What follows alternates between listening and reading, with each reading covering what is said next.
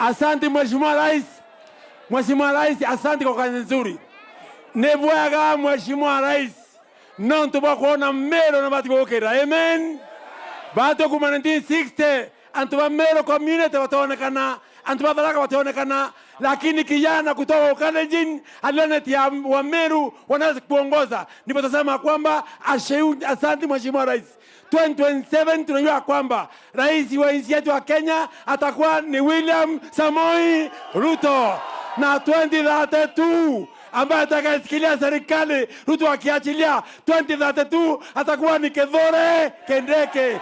Asante. Moto wa Ruto moto, moto wa Meru moto, moto Chogoria moto, moto wa Kindiki moto.